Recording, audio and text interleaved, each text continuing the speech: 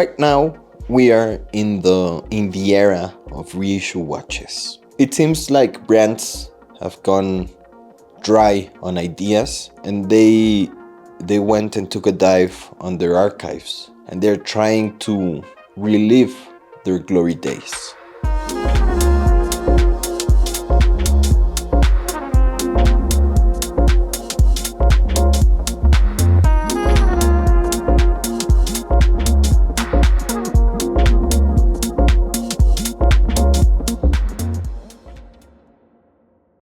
Now, a lot of brands actually try really hard, but most of them fall short when talking about reissues. They grab their designs and change them and remove what could be the essence and the beauty of them. But right now, I'm holding what is probably one of the best reissue watches that I've ever held in my hands, and that is the Rado. And not a lot of brands achieve this perfection when talking about a reissue watch.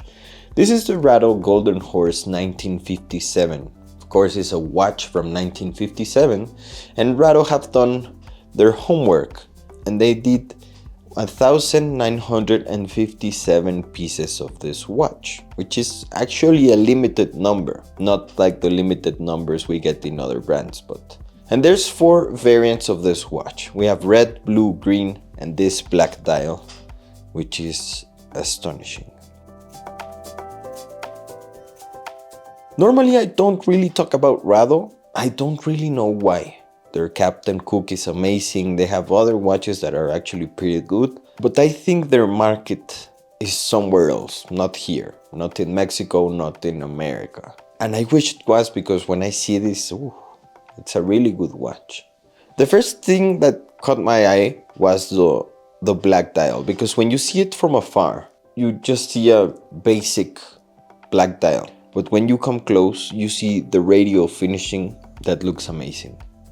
It really brings you back to an era that, well, I wasn't even alive, but you can feel the essence of that era in this piece. Of course, then we have the red circle with the anchor. That has a detail that I really like, because the anchor moves with the watch. Every time you move it, you shake it, the anchor moves, and that's just a tiny little detail that you, as the owner of a watch, enjoy. Just see how the anchor moves every time you wear this watch.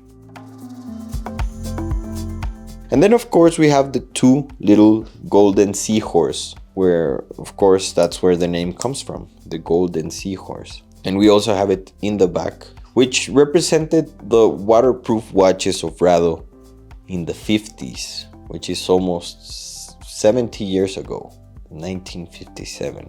One thing that I really liked about this watch is the hands and the indices, which are super bright. And that's because they are made out of rhodium, which is a really special metal. When it's polished, it shines super bright. And it also doesn't oxidize. It doesn't rust, because rhodium is incapable of absorbing oxygen. But anyway, that's more of a nerd stuff that I like.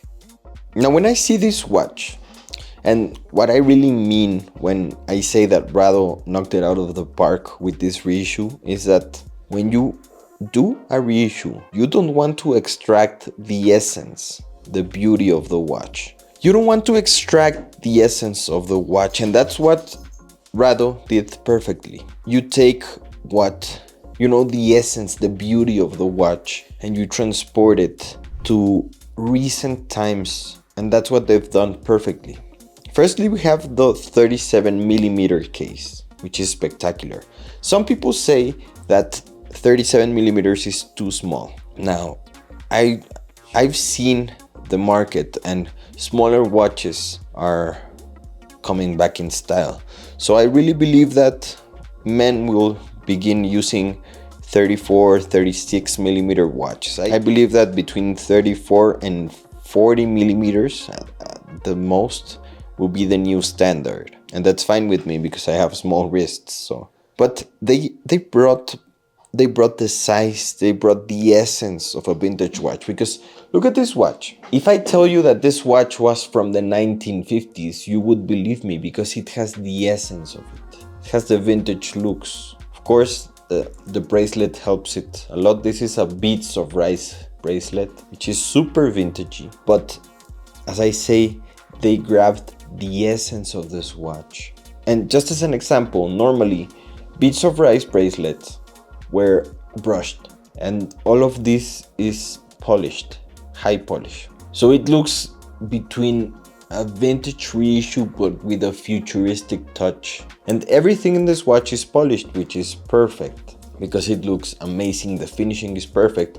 But now Rado knows their stuff, because everything is polished except the sides of the watch. And that makes sense, because one of the parts that scratches the most is the side of the watch when you put it down. So they've done their homework.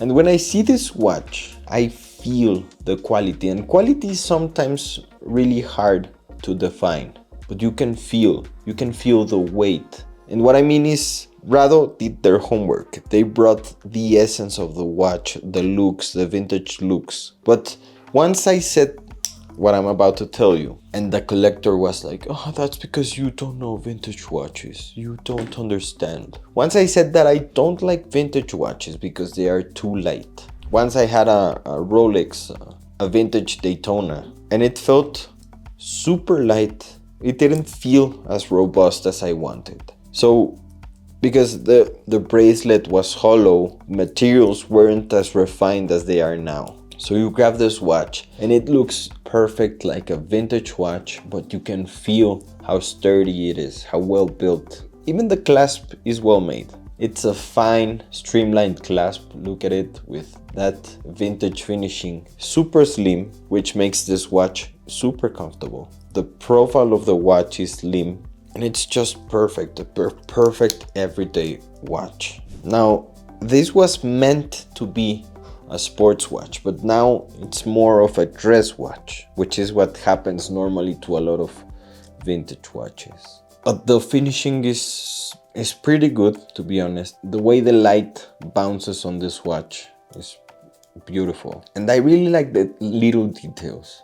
Like the date window. Rado could have just put a normal date window in there, call it a day, sell it. But they decided to change the colors to a maroon type of red that combines with the Rado logo, which is just a small detail that makes a world of difference. Because this shows that they care. They care about their product, they care about their customers. It's just a small detail that makes the whole difference.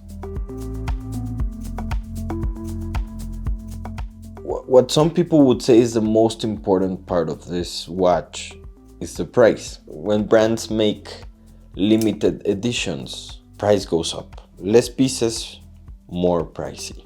Now, the retail price of this watch was of $1,800. Which is a steep price. $1,800 is a lot of money for a watch. Yes, it's limited to 1,957 pieces per color. And I was ready, believe me, I was ready to come and tell you that I wouldn't pay that price for this watch. But every moment I spend with it, every moment that I put it on, take it off, put it on again, makes me like this watch even more. It's comfortable, it's beautiful, the finishing is great. Believe me, Rado aren't paying me at all. I don't even know anyone at Rado, but they are not paying me. And this watch really is something. Now, if you put in context the regular prices of watches nowadays, and we'll just talk about Swatch Group, Mido, Tissot, not Longines, but Hamilton, it's gonna be hard to find one of those brands that can give you every small detail that this watch does for the same price. And I would rather take this one than any other Mido, compared to the Mido TV, which I really like this watch. And in context, it's a competitive price. And of course, when talking about watches, price is just a barrier. It doesn't really matter. If you have the money, it doesn't matter. Because the real reason you buy a watch, it's because how it makes you feel. How do you feel when you put it on? And look, it combines perfectly with my outfit today. Just looks perfect.